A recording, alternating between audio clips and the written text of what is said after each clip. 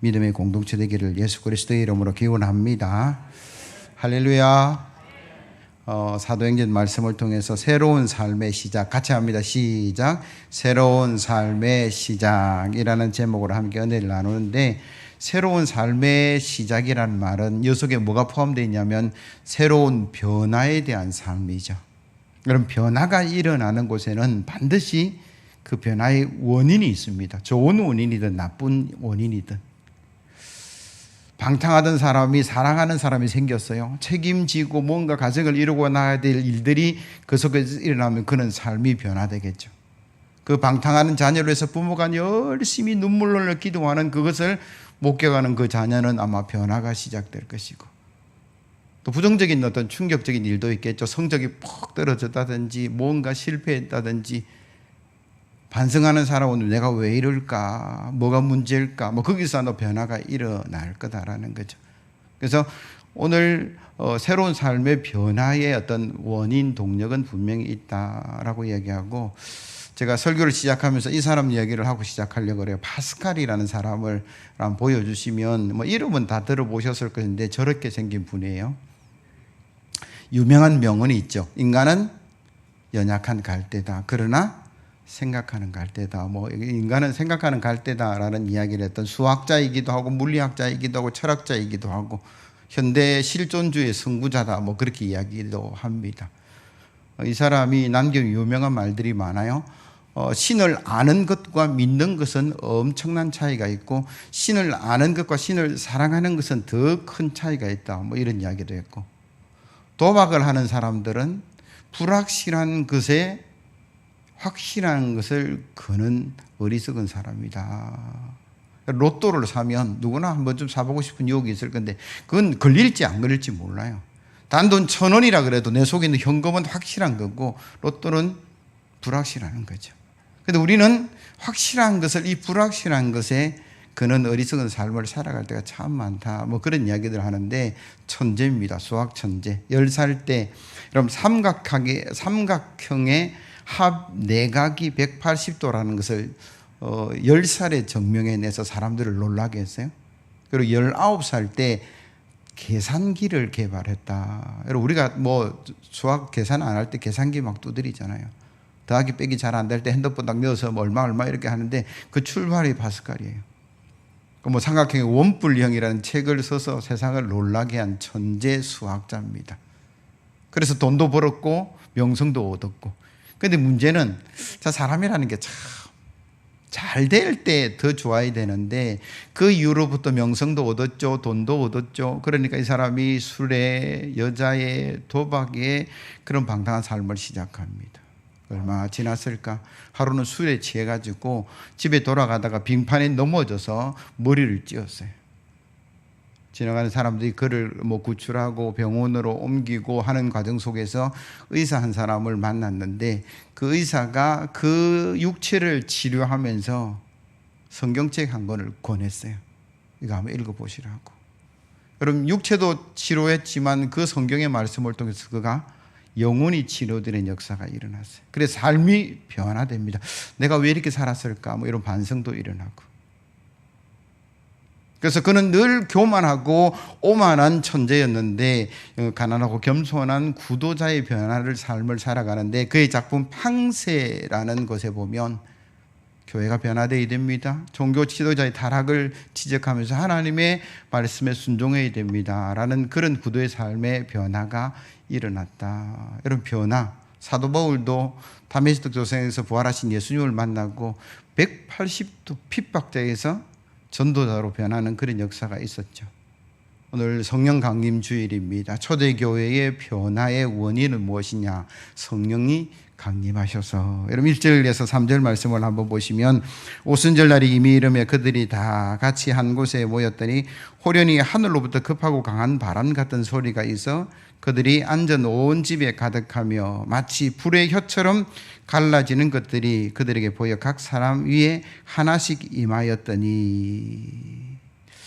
예수님께서 부활하시고 성천하시고 그 예수님을 떠나보낸 성도들, 제자들이 마가의 다락방에서 기도하는 가운데 오순절날 성령이 임재하셨다. 그렇게 성경은 기록하죠. 누가는 그 성경에 성령의 임재의 모습을 바람 소리도 들렸고 불의 혈같이 갈라지는 모습도 있었고 각 사람 위에 임하시는 그 성령을 묘사하고 있는데 언제 임하셨다고요? 오순절. 여러분 오순이라는 것은 50을 이야기합니다. 성령이 임재하신 것은 50일째 되는 날 77이 49 그래서 77절이라고도 말해요. 여러분 헷갈릴 수 있는데 오순절과 77절은 똑같습니다. 왜? 77이 49 그 다음 날이 50일이기 때문에 농사를 지어서 맥추절을 지키는 것 그 세 가지 용어가 다 똑같은데 그러면 언제를 기준으로 해서 50일째 49째 날 다음 날 되느냐 그러면 6월절이죠. 이스라엘이 존재하게 된 이스라엘의 변화의 역사가 시작된 절기는 6월절입니다. 다 알고 있으니까 설명 안 해도 되죠. 430년 노예의 삶을 살았던 애굽에서의 그 어떤 비참한 삶에서 가나안 젖과 꿀이 흐르는 그 땅의 자유민으로 하나님의 백성으로 살아가는 엄청난 변화의 중간의 절기가 시작의 절기가 뭐냐면 6월절이죠. 마지막 재앙으로서 하나님께서 바로에게서 이스라엘을 구출하실 때에 죽음의 신이 피를 보고 넘어간 6월 패스오버 절기가 바로 6월절이죠. 거기서부터 시작해서 50일째 되는 날이 오순절입니다. 그런데 오순절이 정확하게 이렇게 이야기합니다. 민수기 28장 26절에 보면 77절 처음 익은 열매를 드리는 날에 처음 익은 열매를 드리는 날이 77절이고 오순절이라는 거예요. 다르게 이야기하면 애굽의 노예로 살 때는 농사 지을 수가 없었어요. 농사 지을 힘도 땅도 아무것도 없었어요. 그냥 주는 대로 시키는 대로 불평하면서 그렇게 살았던 인생이었는데 하나님께서 가나안 땅에 들어가서 자기 힘으로 씨를 뿌리고 애를 쓰고 농사를 짓고 첫 열매를 드렸던 절기 축제 날이 오순절이라는 거예요. 77절이라는 거예요. 이 날에 성령이 임재하신 것은 엄청난 의미가 있잖아요. 노예에서 자유민으로 살아가는 비참한 삶에서 젖과 꿀이 흐르는 땅의 풍요의 삶을 살아나가는 그 첫 번째 절기가 오순절이라면 그때 임하신 성령은 죄악과 세상에 얽매여 살아가던 사람들이 성령의 능력으로 변화되고 새롭게 되는 놀라운 축복의 역사를 이루어갔던 절기가 오순절, 성령 강림절 그렇게 말씀드릴 수 있어요. 그럼 그 변화는 우리가 너무나 잘 알고 있잖아요. 제자들의 변화. 그중에 첫 번째 제자가 누굽니까? 베드로가 변했어요. 죽음이 두려워서 예수님을 모른다고 3번이나 부인했던 베드로, 닭이 굴 때에 통곡하며 후회했던 베드로 큰 소리 쳤습니다. 주는 그리스도시여 살아계신 하나님의 아들입니다. 그래서 바요나 시므라 내가 복이 있도다 하면서 하나님의 열쇠를 받았던 반석 위에 교회를 세우겠다는 축복을 누렸던 그가 조금 있다가 십자가 안 됩니다 그랬다가 사단아 내 뒤로 물러가라. 성공도 하고 실패도 하고 잘 되기도 하고 못 되기도 한 그런 변화의 어떤 보통의 삶을 살았던 그가 성령이 임재하시고 나서 어떻게 변합니까? 설교했는데 3,000명이 회개하고 돌아왔습니다. 기도하러 가다가 40년 동안 한 번도 일어서 보지 못한 안전뱅이 그 장애인을 예수 이름으로 이렇게 세웠어요. 그것 때문에 공회에 잡혀가서 감옥에 들어갔는데 그럼 뭐라고 이야기하냐 그러면 내가 하나님 말씀에 순종하는 것이 옳도다. 너희들이 죽인 예수 그리스도로 말미암아 그가 그 이름이 그를 살렸다고 담대히 이야기합니다. 도망가지 않았어요. 숨지 않았어요. 사람들이 놀랐죠. 무식한 베드로. 어디서 저런 용기와 그런 지혜가 났을까? 성령의 역사죠. 심지어 그가 손을 얹고 기도하니까 죽었던 다비다가 살아났다. 여러분 사도행전 9장 39절 이하의 말씀에 확인해 보시면 베드로가 일어나 그들과 함께 가서 이르매 그들이 데리고 다락방에 올라가니 모든 과부가 베드로 곁에 서서 울며 도로가가 그들과 함께 있을 때에 지은 속옷과 겉옷을 다 내 보이거늘 베드로가 사람을 다 내보내고 무릎을 꿇고 기도하고 돌이켜 시체를 향하여 이르되 다비다야 일어나라 하니 그가 눈을 떠 베드로를 보고 일어나 앉는지라. 베드로가 손을 내밀어 일으키고 성도들과 과부들을 불러들여 그가 살아나는 것을 보이니 온 요파 사람들이 알고 많은 사람이 주를 믿더라. 아멘. 베드로의 능력이 아니죠. 베드로의 인격도 아니고 베드로의 실력도 아닙니다. 오직 성령이 임재하셔서 그가 변화되고 능력의 삶을 살아간 그 증거들이 사도행전의 곳곳에 기록되어 있는 거죠. 사도들과 제자들만 변했습니까? 성도들도 변했어요.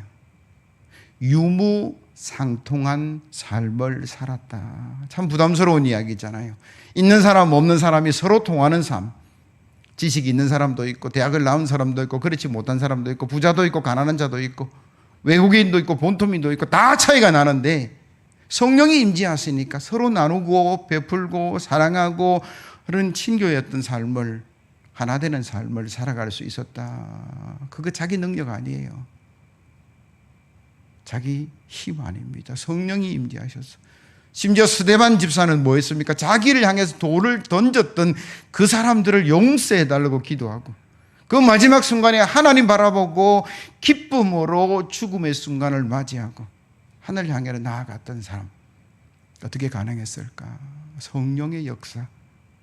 성령이 함께 하셔서 그 삶을 이끌어가는 능력과 변화의 삶을 살았다라고 오늘 본문은 이야기하는데, 그러면 그 성령 나에게도 오셔서 나도 그런 삶을 살고 싶은데 어떻게 가능한 것인가? 오늘 본문은 이렇게 이야기하죠. 4절 말씀 보시면 그들이 다 성령의 충만함을 받고 성령이 말하게 하심을 따라 다른 언어들로 말하기를 시작하느라. 성령이 강림하셔서 첫 번째 변화가 뭐냐 그러면 성령의 말하게 하심을 따라 말했다라는 이야기예요. 나는 내 마음대로 이야기하는데요, 내 생각대로 이야기해요. 내가 기분 좋으면 기분 좋게 이야기하고 내가 기분 나쁘면 기분 나쁘고, 나는 감정 따라 이야기하는 사람이고, 내가 좋아하는 사람 좋게 이야기하고 싫어하는 사람 싫게 이야기하고, 10년 전 20년 전 그 사건 붙들고 지금까지 살아가는 게 나인데, 성령이 임재하시니까 성령이 말하게 하심을 따라 말했다. 언어가 변했어요.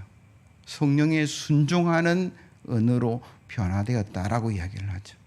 더 나아가서 여러분 사도행전 1장 4절에서 5절 말씀 보시면 사도들이 함께 모여서 그들에게 분부하여 이르시되 예루살렘을 떠나지 말고 내게서 들은 바 아버지께서 약속하신 것을 기다리라. 요한은 물로 세례를 베풀어서나 너희는 몇 날이 못되어 성령으로 세례를 받으리라 하셨느니라. 아멘. 부활하신 예수님께서 성천하시면서 500명의 성도들에게 예루살렘을 떠나지 말고 약속하신 성령을 기다리라. 그게 예수님의 말씀인데 그 말씀에 순종한 사람들이 오늘 본문에 성령의 임재를 경험한 거죠. 500명이 그 말씀을 들었는데 여러분 성령의 임재가 나타난 사람들이 몇 명입니까? 120명도 그렇게 이야기하죠. 나머지 380명은 어디로 갔을까요? 모르겠어요. 성경은 기록하고 있지 않기 때문에. 그러나 생각해 보면 제가 바빠서 못 갑니다. 제가 몸이 피곤해서 거기에 현장에 있을 수 없습니다. 기도의 자리에 갈 수 없습니다. 제가 장가 가야 되고 소도 샀었고 밭도 샀었고 한번 이런 것 저런 거 다 해봐야 돼서 그 자리에 갈 수 없습니다. 불순종이죠. 부활 성천하시면서 주님이 말씀하시고 부탁했는데 그 말씀에 순종한 그들에게 성령이 임재하셨고, 그러나 불순종이란 말은 안 하더라도 그 현장을 떠났던 사람들은 경험하지 못했다라고 성경은 말씀하고 계시는 거죠. 하나님 말씀, 예수님 말씀에 순종하는 자에게 성령이 임재하시고 능력의 삶이 가능하고 시작될 수 있다라고 성경은 말씀하고 계시는 거죠. 불순종이라는 것은 늘 우리는 경계해야 될 부분들입니다. 이스라엘 1대 왕 사울이 불순종해서 왕의 자리에서 내려왔는데, 여러분 만약에 사울이 순종했다면 그의 자녀들의 삶이 뭐였을까요? 그 자녀들의 삶이 어땠을까요? 자기는 죽을 때까지, 자연 살 때까지 왕으로서 부귀영화를 누리며 살아갔을 건데 말씀에 순종하지 아니함으로 자기 자신도 자녀도 그 자녀의 자녀도 어려움을 당하는 불순종을 우리가 보게 된다라는 거죠. 물론 이유들은 다 있습니다. 사울이 뭐라고 이야기합니까? 하나님이 이래 좋은 것 없앨 수 없어. 차라리 하나님께 예배하고 제사 드릴 걸로 내가 남겼습니다 라고 이야기하는 그에게 주님은 제사보다 순종이 낫다라고 말씀하고 계시죠. 성령의 임재는 그 성령의 임재로 말미암아 능력의 삶을, 변화의 삶을 살아가는 것은 하나님 말씀에 순종할 때에 가능하다라고 성경은 우리에게 누누이 말씀하고 계시는 거예요. 요즘 목사님들도 세금을 내요. 3년 전부터 세금을 내기 시작해서 5월 31일 날 뭐 이렇게 신고해야 되는데 1년에 한 번씩 하니까 잘 몰라서 한 주간 헤맸어요. 이래도 해보고 저래도 해보고 뭐 물어보기도 하고. 그러면서 제가 하나 깨달은 게 있어요. 그럼 세금 잘 몰랐는데 세금 안에 포함된 뭐 여러 가지 세금의 종류들도 있고, 그럼 우리가 과자 한 봉다리 샀을 때 그게 포함된 세금이 있어요. 우리는 뭐 생각도 안 하고 사지만. 그래서 우리가 유류세를 인하해 준다. 기름값이 막 올라가니까 그 기름값에 포함된 세금을 낮추어줘서 기름값을 그러니까 우리는 뭐 의식도 못 했는데 기름값 안에 이미 세금이 포함되어 있는 거죠. 그리고 여행 가면서 면세점에 들려서 뭐 명품백도 사잖아요. 그게 면세점이라는 것은 그 제품에 붙어 있는 세금을 뺀 거예요. 외국에서 들어오면 뭐 관세도 붙고 뭐 세도 붙는데 그 세금 빼니까 상품이 싸지죠. 그래서 거기서 구입하는 거예요. 무슨 이야기일까? 이미 제품에 세금이 포함되어 있다면 하나님 말씀에 포함된 복을 우리가 볼 수 있어야 된다라는 거예요. 누가 순종하고 누가 순종하지 못하는가, 그걸 볼 수 있는 사람은 순종하는 거예요. 하나님 말씀의 순종이란 그 단어 속에 이미 하나님이 많은 복을 포함시켜 놓고 있는데 그걸 못 보니까, 그걸 못 깨달으니까 내가 형편 따라서 내 상황 따라서 순종할 때도 있고 안 할 때도 있고. 근데 그 안에 금덩어리가 포함되어 있다면, 그 속에 건강이 포함되어 있다면, 그 속에 형통이 포함되어 있다면 순종 안 할 사람이 어디 있냐라는 거예요. 하나님 말씀 안에 여러분 축복이 포함되어 있는 줄로 믿습니다. 그걸 깨달아야 우리가 순종할 수 있어요. 절대 순종할 수 있습니다. 상황 따라가지 않아요. 내 형편 따라가지 않아요. 하나님 말씀 속에 이런 복이 있고 미래가 있다는 것을 알면 우리는 무조건 순종할 수 있는 거죠. 그걸 모르니까 어려워요, 힘들어요, 안 돼요, 그렇게 불평하는 거예요. 하나님 말씀에 순종할 때 그 순종이라는 단어 속에 하나님의 놀라운 복이 숨어 있는 줄로 믿습니다. 그럼 톨스토이라는 사람이 사람은 무엇으로 사는가라는 그 이야기 속에 포함된 소개를 잠깐 하면, 미가엘이라는 천사가 있었어요. 하나님께서 미가엘을 불러서 야 어디 가면 한 여인이 있어요. 근데 그 여인의 영혼을 데려오라. 하나님 말씀을 붙들고 그는 그 가정에 갔습니다. 근데 그 여인이 어제 출산을 했어요. 쌍둥이를 출산했습니다. 핏덩이를 안고 있는 거예요. 근데 하나님께서 그 여인의 영혼을 데려오라 그러니까 이야 이거 어쩌나 하고 있는데 그 여인이 미가엘에게 사정을 합니다. 제 영혼을 데려가면 저 아이들은 누가 키웁니까? 며칠 전에 남편이 산에 나무하러 갔다가 떨어져서 낭떠리 떨어서 죽어서 초상을 치른 지가 어제 아닌데, 그럼 저 아이는 친척도 없고 형제도 없고 부모도 없는데 어떡합니까? 들어보니까 기가 찬 거예요.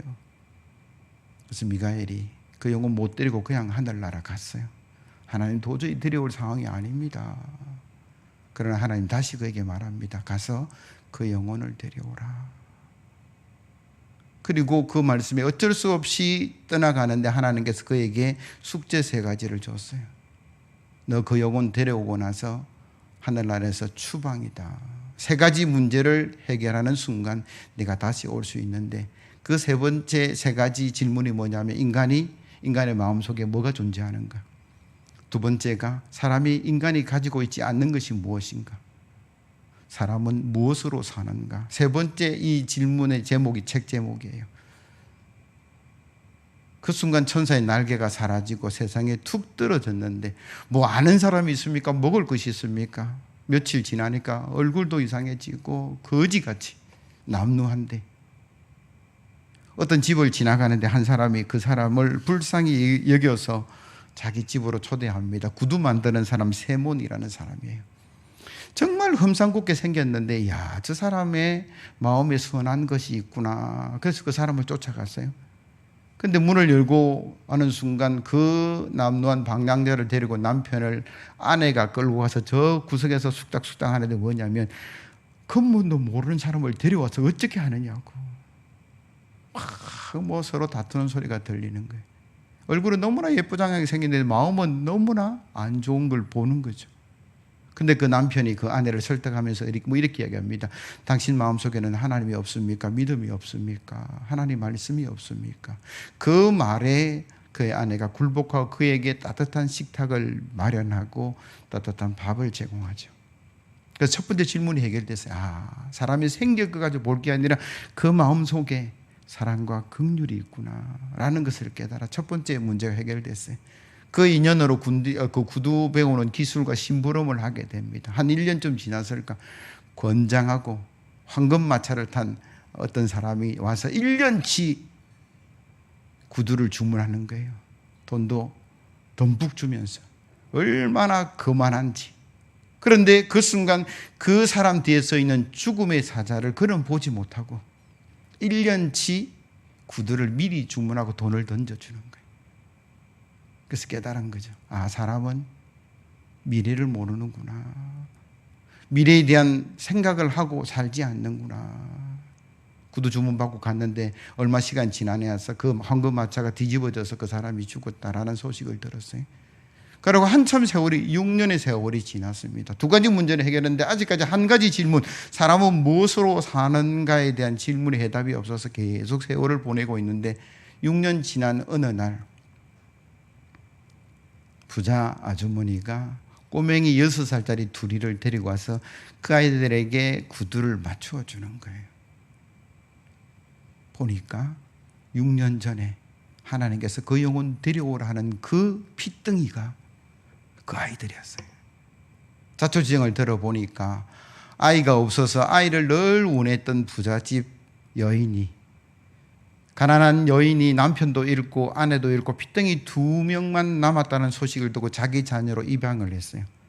며칠 안 됐으니까 이 아이는 전혀 부모에 대한 인식이 없고 이 지금 양육하는 사람들이 부모로 알고 있고 좋은 거 먹고 좋은 대우받고 앞으로도 미래가 열려질 거다. 하나님의 계획이 있구나. 하나님께서 나는 빚덩이라서 남편이 죽고 아내가 저런데 어떻게 데려옵니까? 라고 했는데 하나님의 계획이 그 미래 그 아이에게 있었다라는 거예요. 사람은 무엇으로 살아가느냐? 하나님의 은혜로 살아가는 거예요. 하나님 예비하신 축복으로 살아가는 그 깨닫는 순간 그에게 황금 날개가 생기고 하늘나라로 올라갔다라는 이야기. 우리가 무엇으로 살아가요? 내 지식으로, 내 능력으로, 내 물질로 아닙니다. 하나님의 은혜로 살아가고 하나님이 예시한 축복으로 살아가는 거예요. 이 이야기를 통해서 우리가 깨닫게 되는 게 한 가지가 뭐냐 그러면 아무리 천사라 할지라도 하나님의 계획이 있는데 그걸 알지 못하고 거부하고 불순종하는 순간 그는 추방되고 날개를 잃고 고통의 시간을 보낸다라는 이야기입니다. 야고보서 4장 5절에서 8절 말씀, 너희는 하나님이 우리 속에 거하게 하신 성령이 시기하기까지 사모한다 하신 말씀을 헛된 줄로 생각하느냐?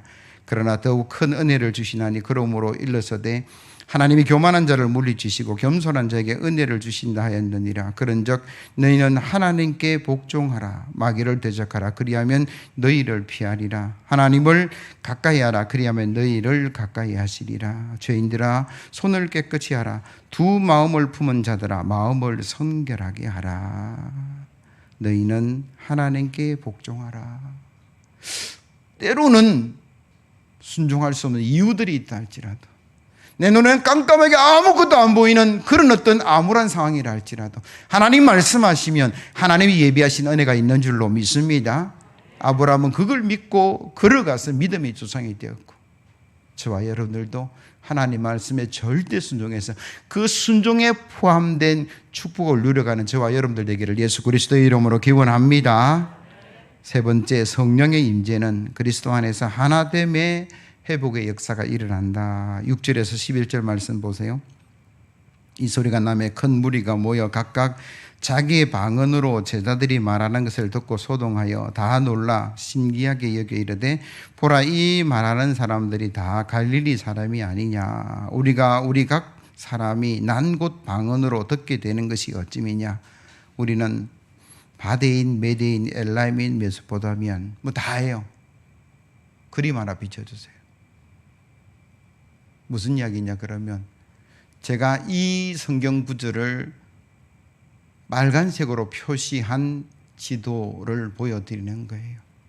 예루살렘에 이스라엘 말로 하는데 성령이 임재하시니까 저기 아프리카 북부 리비아도 있고요. 아라비아 반도도 있고 메소포타미아 티그리스 유브라데스 강의 넓이도 있고 동서남북 엄청난 지역의 외국인들입니다. 외국말을 사용하는 사람인데 성령이 임재하시니까 알아듣는 역사가 일어났다. 그렇게 오늘 본문은 기록하고 있는 거죠. 말이 통한다라는 거예요. 말이 통한다라는 것은 삶이 통한다라는 이야기예요. 비전이 통할 수 있다라는 이야기예요. 말이 안 통하면 아무것도 할 수 없어요. 우리가 친구들하고 사이에 그런 이야기합니다. 말귀를 못 알아듣는다. 참 답답해요. 우리 가족 중에 말귀 못 알아듣는 사람이 있으면 또 설명해, 또 이해시켜, 또 이해시켜야 되고, 우리 성도들 가운데 그런 일이 없어야 될 것이고, 주변의 사람들이 말이 안 통하면 같은 한국말을 하는데 말을 못 알아들어요. 뜻을 이해하지 못해. 한마디 척하면 그렇구나. 알아들으면 얼마나 좋은 관계가 되는데, 그럼 답답하면요, 다 내려놓고 싶은 마음이 참 많아요. 하물며 오늘 본문은 영어로 말했는데 한국말로 알아듣는 역사죠. 독어로 말했는데 우리가 언어가 안 통한다라는 것은요, 통역사를 세우든지 내지는 뭐 가이드를 붙이든지 뭐 그런 불편함이 있을 수밖에 없는데 성령이 임하시니까 말이 통했다, 생각이 통했다, 비전이 통했다. 그 얼마나 기쁜 일인지 몰라요. 하나 되게 하는 역사가 성령의 역사를 통해서 일어난 거죠. 제 사담입니다만 부목사 생활 중에 목사님 몇 분을 모셨는데 참 그 중에 성격이 되게 개벽한 분이 계셨어요. 아무도 가까이 하고 싶지 않는 그런 분이 계셨어요. 근데 저는 잘 지냈습니다. 처음에 좀 힘들고 어려웠는데 가만히 보니까 괜찮은 분이었어요. 그 중에 하나가 뭐냐면 말이 통했어요. 그래서 저는 잘 지냈어요. 정말 친하게 지냈어요. 제가 박사 과정 중에 2학기 학비를 그분에게 받았어요. 1,000만 원. 그만큼 잘 지냈어요. 근데 제가 다들 도망가는데 성격도 개파하고 하여튼 굉장히 강대상에 표현하기 힘들 정도의 분인데 왜 저는 친하게 지냈느냐. 그분이 말이 통하는 거예요. 어떻게 말이 통했느냐. 매일 월요일, 화요일쯤 되면 교육자 회의를 하는데 지시도 받고 또 1교구 목사, 2교구 목사, 3교구 목사 이렇게 다 자기 해야 될 일들도 보고하고. 근데 한 번씩 목사님이 이런 지시를 할 때 아무리 생각해도 불합리한 생각이 들어요. 저가 아닌데 말씀을 하시니까 그 자리에서 아닙니다 그러면 난리법석을 지니까 가만히 있어야 돼요. 그게 비결이죠. 그러면서 어떤 일을 시켰을 때 그 일을 처리하고 보고하면 또 야단을 치세요. 왜 내가 A라고 했는데 니는 A-로 보고해. 그렇게 말씀하실 때 그때 제가 설명하죠. 목사님 말씀하신 A 방법으로 하니까 결과가 80인데 지금 결과 보시라고 100이잖아요. 조금 바꾸었는데 100의 결과가 나왔잖아요. 맞네. 잘했어. 계속 그렇게 해. 저는 되게 재미있었어요. 말이 통하는 거예요. 인정하고 생각이 통하는 거예요. 이래 한번 해볼까요? 저래 한번 해볼까요? 변화가 이렇게 일어날 어떤 변화 시대에 우리 교회가 이렇게 갔으면 좋겠고 교육부서가 이렇게 갔으면 좋겠고 이렇게 한번 해보면 어떨까요? 그거 한번 해봐. 그리고 뒤에서 장로님들이 누가 이야기하면 내가 해보라 그랬어. 젊은 사람이니까 잘할 수도 있고 못할 수도 있지. 얼마나 신나게 일한지 몰라요. 다들 무서워서 도망가는 사람이었어요. 근데 말이 통하니까 그 속에 엄청난 일들이 일어난다는 거예요. 여러분, 저와 여러분들이 한 공동체를 이루고 하는데 여러분 말이 통해야 될 줄로 믿습니다. 말이 통하면 생각이 통하는 거예요. 삶이 통하는 거예요. 하나 되는 역사가 일어나는데 왜 성령이 임하시고 제일 먼저 한 게 방언과 통역의 역사가 일어났을까? 죄로 언어가 나누어졌죠. 삶이 나누어졌죠. 여러분, 언어가 나눠진 것은 삶이 나눠진, 바벨단 사건으로 하나님까지 자라가겠다, 이 교만이 하나님께서 언어를 흩뜨려 버렸어요. 같은 말 사용하는 사람들끼리 모여서 살게 된 게 나라가 되고 민족이 되고 국가가 되고, 그래서 어떤 나라는 이런 풍습인데 어떤 사람은 이런 풍습으로 나누어진 거예요. 말이 다르니까 삶이 달라지고, 삶이 다르니까 비전이 달라졌는데, 그렇게 죄악과 교만으로 흩어졌던 언어가 성령이 임재하셔서 하나 되게 하신 것은 십자가의 은혜로 하나 될 수 있는 것이고, 하나님 말씀으로 하나 될 수 있는 것이고, 나는 할 수 없지만 성령이 임재하셔서 성령의 이끄심을 통해서 하나 되는 역사가 일어났는데, 그게 하나님 말씀대로 하나 되는 거죠. 능력의 삶이 되고 권능의 삶이 되고, 세상 사람들이 부러워하는 사람, 칭송을 받을 수 있도록. 야, 예수쟁이들은 어떻게 그렇게 살 수 있어? 하나님께 예배드리고 내 것을 내 것이라 하자 나누고, 어떻게 그렇게 살아? 다 욕심하는 인간들인데 우리 힘으로는 안 되죠. 성령이 임재하셔서 하나님께서 하시는 일들 가운데 말씀을 이루는 하나의 역사가 일어났다라고 성경은 말씀하세요. 에베소서 4장 1절에서 6절 말씀을 보여주시고 우리 함께 읽도록 하겠습니다. 에베소서 4장 1절 시작. 그러므로 주 안에서 같이 내가 너희를 권하노니 너희가 부르심을 받은 일에 합당하게 행하여 모든 겸손과 온유로 하고 오래 참음으로 사랑 가운데서 서로 용납하고 평안에 매는 줄로 성령이 하나 되게 하신 것을 힘써 지키라. 몸이 하나요 성령도 한 분이시니 이와 같이 너희가 부르심의 한 소망 안에서 부르심을 받았느니라. 주도 한 분이시요 믿음도 하나요 세례도 하나요 하나님도 한 분이시니 곧 만유의 아버지시라. 만유 위에 계시고 만유를 통일하시고 만유 가운데 계시도다. 아멘. 성령이 임재하셔서 하나님께서 원하는 삶으로 하나된 역사가 우리 공동체에 일어나야 될 줄로 믿습니다. 항상 기뻐하라, 쉬지 말고 기도하라, 범사에 감사하라. 하나님, 그게 됩니까? 맞아요. 내 힘으로는 안 되죠. 그러나 예수 그리스도 안에서 하나님께서 원하시는 것을 성령이 이루어 가실 것이다 라는 게 오늘 본문의 이야기입니다. 내가요 집도 사야 되고요, 돈도 벌어야 되고요, 내 자식도 물려줘야 되는데 무슨 유무상통이 가능합니까? 할 수 없어요. 내 마음으로는 못해요. 그러나 성령이 임재하시면, 성령이 이끌어 가시면 천국을 향해 나아가는, 뚜벅뚜벅 걸어가는 그 삶이 우리에게 이루어지시는 그분은 가능하게 하실 것이다. 저 사람 왜 저래? 라고 말하지 마세요. 하나님, 저분에게 성령의 은혜를 부어주십시오. 아마 여러분들이 내가 마음에 안 들 때가 참 많을 건데 비난할 수도 있습니다만, 하나님, 목사님 위에 성령을 부어주옵소서. 장로님들 위에 성령을 부어주시옵소서. 우리 교인 모두의 성령의 임재를 경험하게 하셔서 우리가 하나님 말씀 하나 되고 십자가의 사랑으로 하나 되고, 그래서 파스칼의 말처럼 신을 아는 것과 신을 사랑하는 것은 엄청난 차이인데, 우리가 신을 아는 데서 머물지 않고 하나님을 사랑하고 그 말씀에 순종해서 그 순종에 포함된 축복을 누려가는 저와 여러분들이 되기를 예수 그리스도의